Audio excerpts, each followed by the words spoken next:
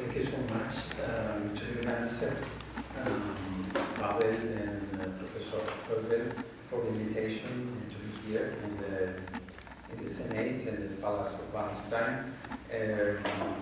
We don't know if Wallenstein is hearing the conference, but we talk a lot about his figure. Sorry, I think that some of the letters are changed in the presentation because I think in the PowerPoint system it's a little different, the type of letters, so it's something, but I try to explain. When I received the invitation, for me it was a challenge because I need to go back to the archives to look for this man, because I normally don't study this man because he's a very German figure with a lot of bibliography in German. I could read more or less the German, but it's a lot of work for me to consult documents, original and so. But fortunately, the Spanish monarchy has a huge quantity of documents and translations and capacity to be informed about everything. So it's not so difficult. If we go to Simancas, the Biblioteca Nacional, Archivo Histórico Nacional in Madrid and also in Brussels, the Secretary of State and War. So it's easy to go back and to read in Spanish. An enormous quantity of information about this man and the situation in Germany and the other conflicts related to this great European connected conflicts. So I consider, I study a lot about the Infanta Isabel, the personal correspondence, the role with my colleague Alicia Esteban, the role of this woman in politics in this period in which she is the governor of the Low Countries. He has prudence, not like many of the other men of this moment. Prudence because she is active, completely active of how to manage the politics, the finance, the armies, the fleets. She knows very well the necessities of the situation in the Low Countries and all the interests of the Low Countries. So he tried to put some coherence and prudence in all these crises and all these political situations. Other man, very clever, is Spinola. Also is very prudent. Is audacious, no? Is a man for great things, but is a very well organizer. So it's the capacity to have a prevention in the linguistics and financing. So we started with Greda, but we could have started short before, but I tried to start with 24, 25, because Greda is the campaign this year. I think it's the starting point of the relation with Wallenstein, indirectly, no, not directly. We see more or less. I try. When Spinola started the campaign with a big army, really a big one, has another army that the commander was Henry de Beer, more in the south, related with the Rhine area, in Wesel and other parts. And it was the Spinola moved from Palatinate, to organize the campaign in Northern Brabant. To go in Northern Brabant, they decided between Brave or Breda or other possibilities. Henry de Beer proposed to cross the Ixel and to invade the Beluga area and to press the Dutch for this region.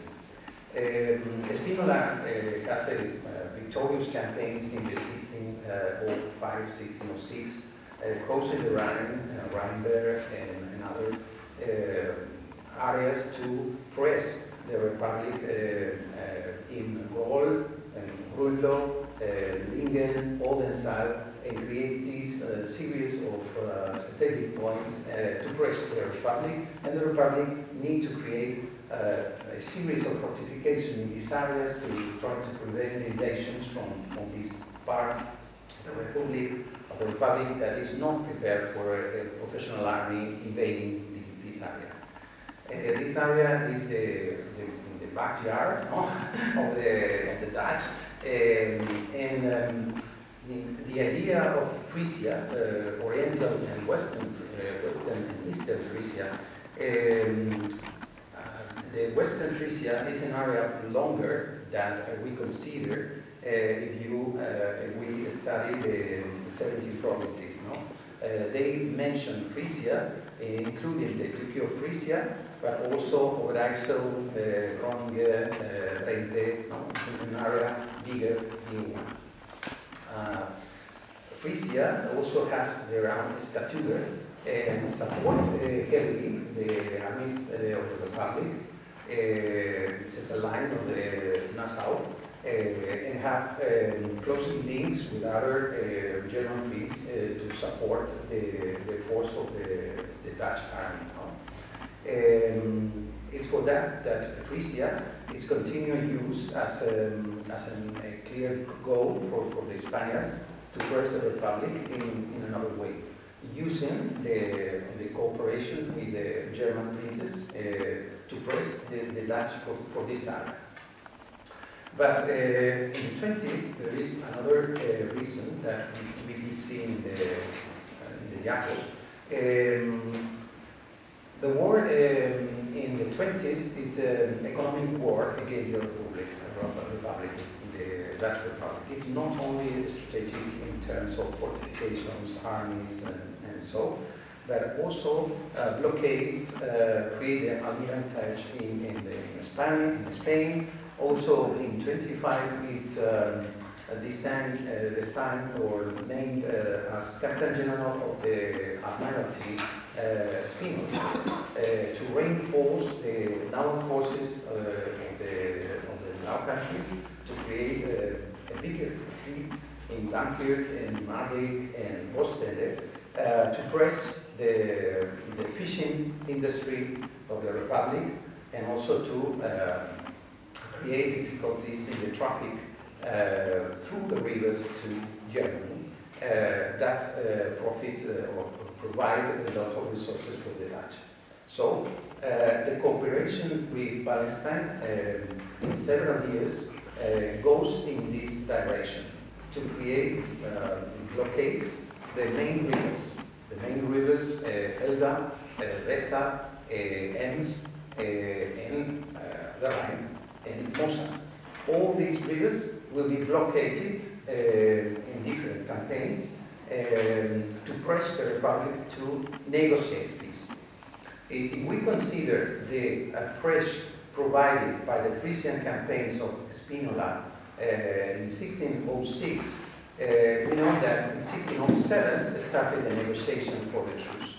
And they are using the same strategy to press from the south in the center of the Republic in Brabant, but also to create an involvement pressure in blockading the traffic of the Republic and pressing the population with the corsairy activity against the fishery in the North Sea. So, for the Republic is really a real and great, enormous offensive, very complete offensive that was constructed in several years. It's not immediate, but it was constructed in several years.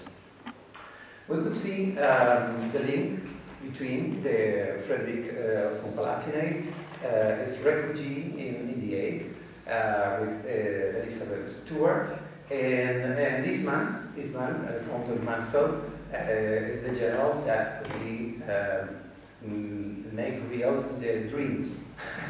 Make real the dreams, because he's the commander that proposed a lot of armies that were destroyed constantly by the Habsburg in the early, but he continued to be the counterpart of the Habsburg.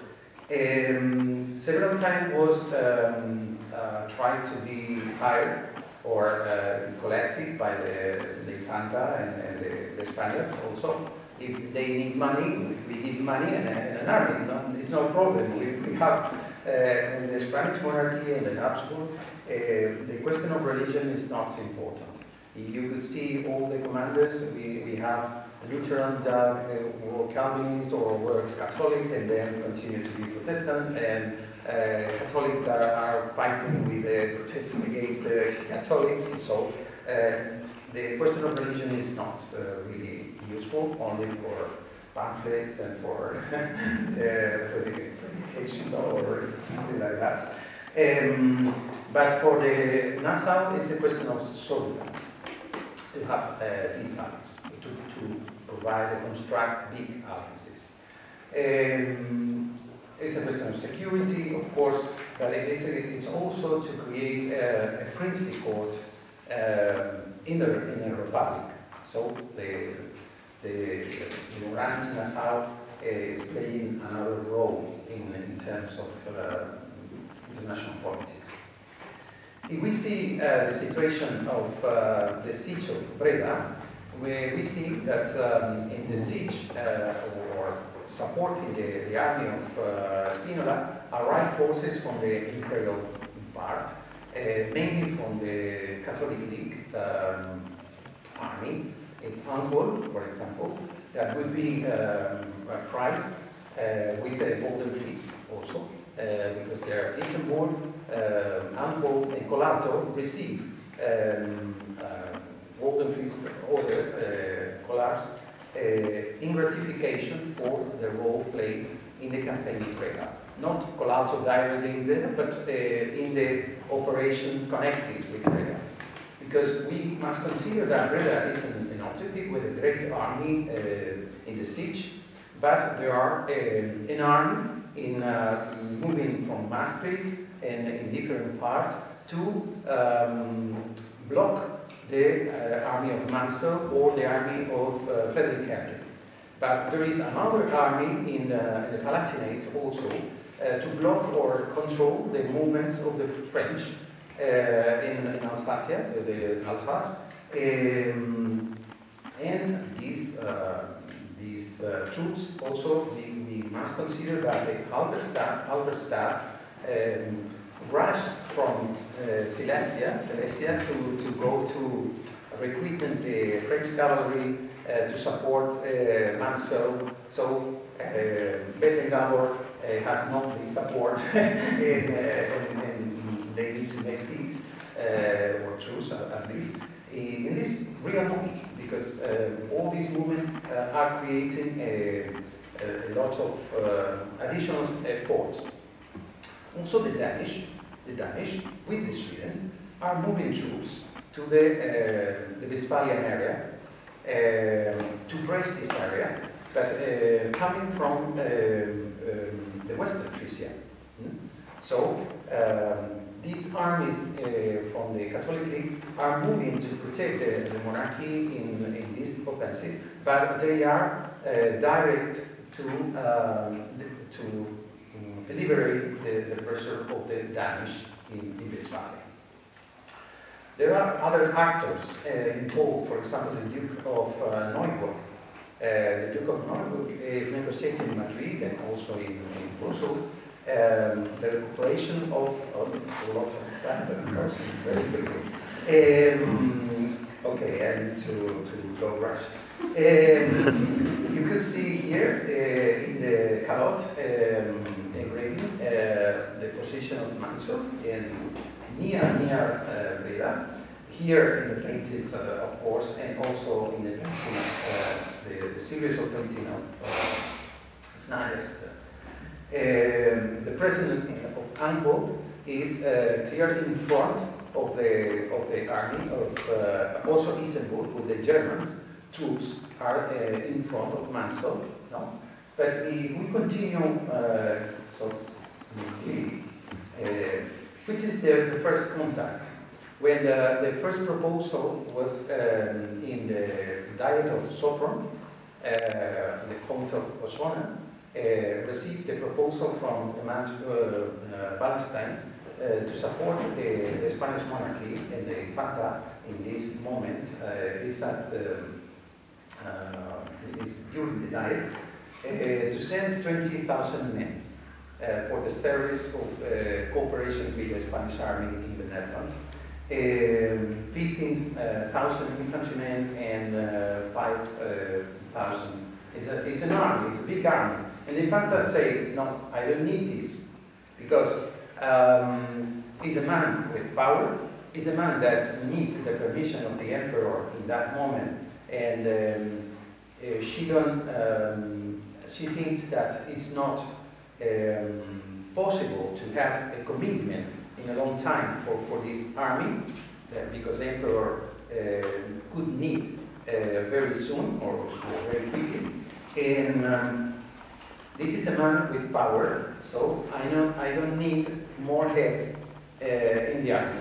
I need commanders like Humboldt or Isenburg or Juan de Nassau, John of Nassau, not at the level of Wallenstein, because they created their own politics. So it's not good. But the Infanta asked for the relic of San Norbert. In December 1625,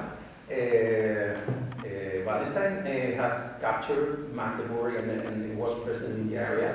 And the Infanta knows that the corpse, the body was there, and asked for the